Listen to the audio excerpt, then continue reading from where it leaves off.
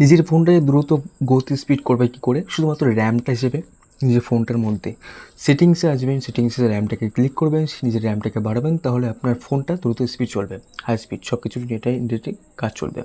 তো ফার্স্টে নিজের অ্যাপ স্টোরে বা নিজের ফোনে, যেখানে আপনার ফোন ইউজ করছে সেই ফোনে আপনার সেটিংসে আসবেন। তো এইখানে সেটিংসে আসার পরেই আপনি এটা ক্লিক করবেন। সেটিংসে ক্লিক করার পর এই যে সার্চ বাটন দেখতে পাচ্ছেন, সার্চ করবেন এখানে র্যাম, র্যাম লিখতে পারেন। তো লেখার পর ওপরে দেখতে পাচ্ছেন ব্যাটারি অ্যান্ড ডিভাইস কেয়ার। তো এইখানে আপনি ক্লিক করবেন র্যাম প্লাসে। একটু চেক ইন হচ্ছে, একটু ওয়েট করতে হবে। চেক ইন হওয়ার পর এখানে আমি কিছু করবো না, বাট নিচেই আছে র্যাম প্লাস, নিচেই র্যাম প্লাস দেখতে পাচ্ছেন, আমি দেখি র্যাম প্লাস, এটা আপনি ক্লিক করবেন। টাচ করার পর এখানে কী বলছে 2GB, 4GB এবং 6GB।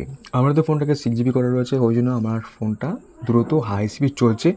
যদি আপনার ফোনে 4GB হয়ে থাকে তো আপনি 4GB চেঞ্জ করে আপনি 6GB করে রাখবেন, কারণ আপনার ফোনে হাই স্পিড দ্রুত গতিতে ফোনটায় চলবে। তো আমি যদি ফোন চেঞ্জ করি বাট এখানে 4GB করি, তো এখানে কী বলছে রিস্টার্ট ফোন। তো এই রিস্টার্ট মধ্যে যে আপনি যখন ফোনটা সুইচ অফ অন করেন, তাহলে এটা কিন্তু আপনার ফোনে রিস্টার্ট এমনি মানে অন অফ হয়ে যাবে, বাট অন অফ থেকে অন এমনি হয়ে যাবে, কোনো টাচ করা লাগবে না।